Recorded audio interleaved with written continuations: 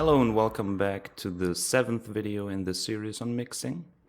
Last time we have created a room reverb and we have routed every single track to that reverb. Right here you can see the plugin we have been using, and this is basically our room. It brings back the natural sound of the instruments that has been lost while recording. All these tracks are routed into the room reverb. Today we are going to add a reverb to the trumpet, and we're gonna add it to the trumpet group, to be precise. I have already loaded up the plugin on the audio channel settings of the trumpet group, and for now we're gonna bypass it to listen to the track and to what we have so far. I don't want to add too much reverb, so I'm gonna check out how the room sounds first.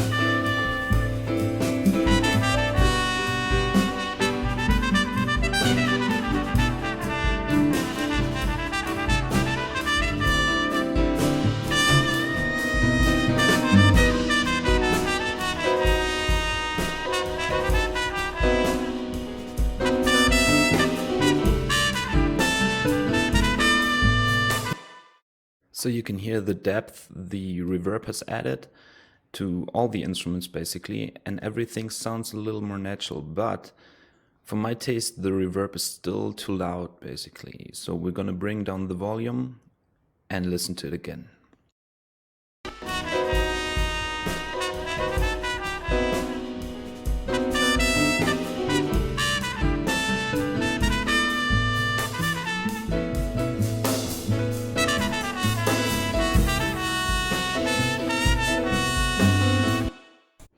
That's already a little better. The problem with reverb in general is that it can sound very cheap if you overdo it basically. So if you put too much reverb, it sounds like you want to hide something from the listener. And all the instruments sound pretty good, so we don't need that much reverb. We just want to give room back to the instruments and soften the trumpet, which we're gonna do right now. The yellow tracks right here are the two tracks on which the trumpet has been recorded using a direct microphone and a room microphone. I want to give the trumpet a little more room and therefore also a little more body.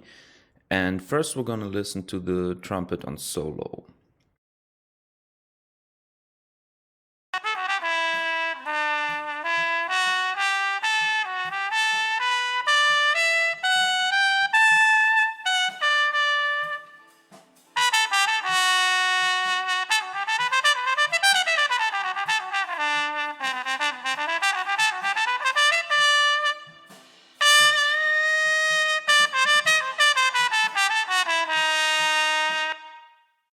That already sounds totally fine, but there's still some adjustments we can make. For example, the reverb is a little sharp, so what I'm doing here is adjusting the equalizer to get rid of some of the high sharp frequencies that you can hear in the spillover of the reverb.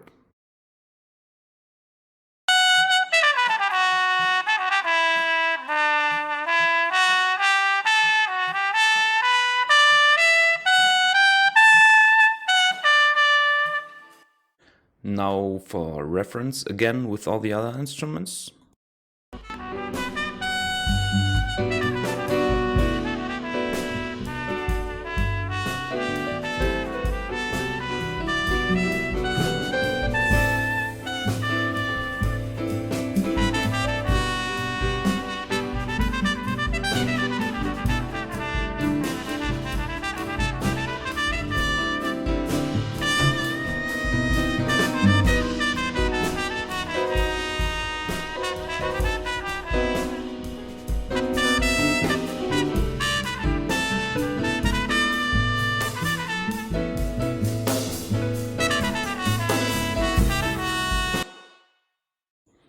Okay, that should be fine. When I stop the recording, you can hear the spillover of the reverb, and that is very handy because that's what we're going to do next. We're going to bring in the reverb for the trumpet. So here I have brought up the interface of the plugin, and this is a built-in reverb that we're going to use on the trumpet.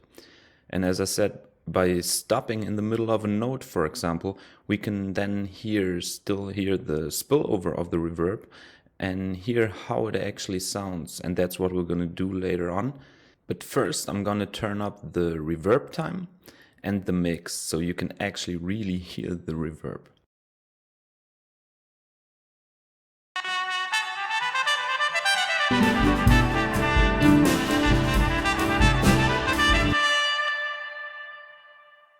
So that's of course way over the top, and I'm gonna bring down the reverb time. I just do that mostly to hear the character of the reverb and basically how the plugin sounds.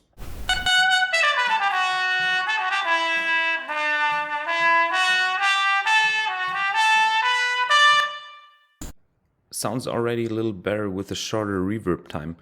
We're going for a very, very short reverb, but first I want to bring down the heights of the trumpet reverb because it still sounds a little sharp in my opinion. And next I'm gonna edit the reverb in detail basically because I'm gonna use all the parameters that we have on those knobs I'm showing you right here. And I'm gonna do that while the trumpet is playing so I can actually hear what's happening.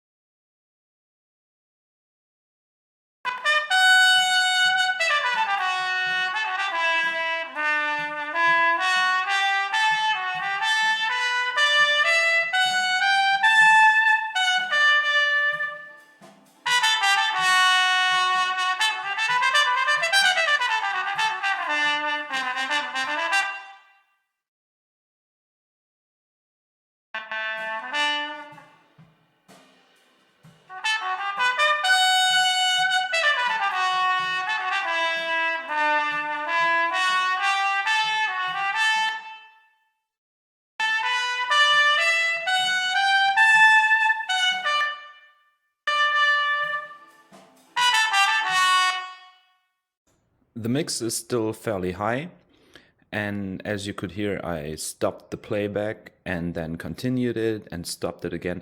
That can be annoying to some people, but it's necessary to hear how the reverb that we're using right now blends in with the room reverb that is already on the trumpet. The most important thing to me is the pre-delay, because that gives actual body to the trumpet. The width, I'm gonna keep it 100 because I want it to sound stereo. Next up, we're gonna tune the mix to bring it down and make it sound natural.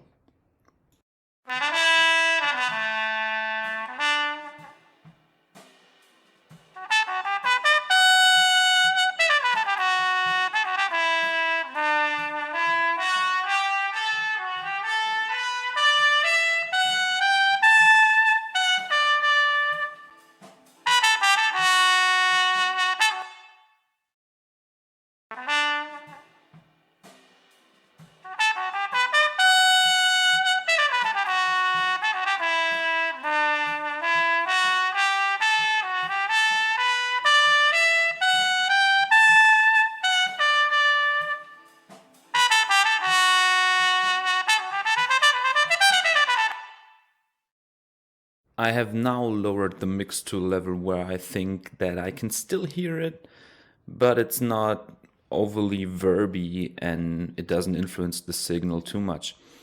It's still a little sharp though, that's why I'm going to bring down the heights of the trumpet reverb just a little bit.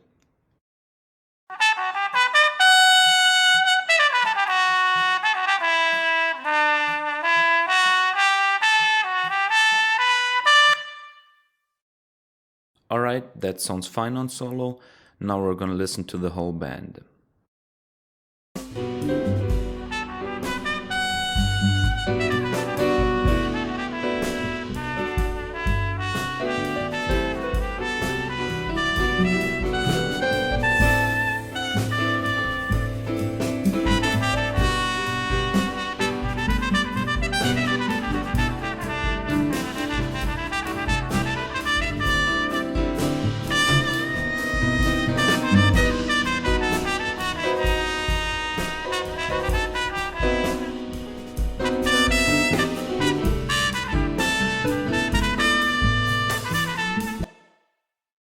So I've brought down the mix of the room reverb just a little bit because it's, from my taste, still a little too much.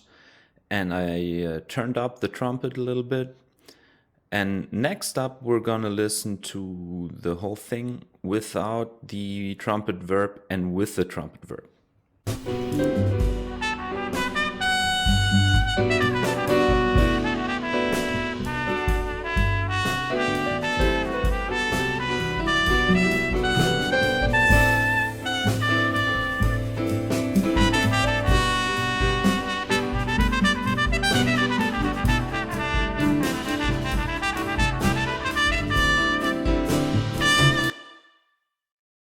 Yeah, okay, so I kind of like what we did so far. With the reverb, it's very important to keep it on the down low a little bit because you don't want to overdo it, as I said before. When it comes to the trumpet verb now, it's very hard to hear the actual effect when it kicks in, and it's very hard to hear the difference between reverb on and reverb off, but that's how it's supposed to be. If you listen closely, it adds a little more depth, it adds a little more body and room to the trumpet, and it makes it sound a little less sharp, which is, after all, what I wanted to do with the reverb plugin on the trumpet group. So that's the reverb for now. We're still gonna have a look at the compressor and at volume automations and automations in general, because that's a very, very useful tool when it comes to mixing, but also you can sometimes use automation instead of compression. Specifically, we're gonna look at the compressor next time. I don't know if automation already will be in there. But that's it for now. Thank you for watching and goodbye.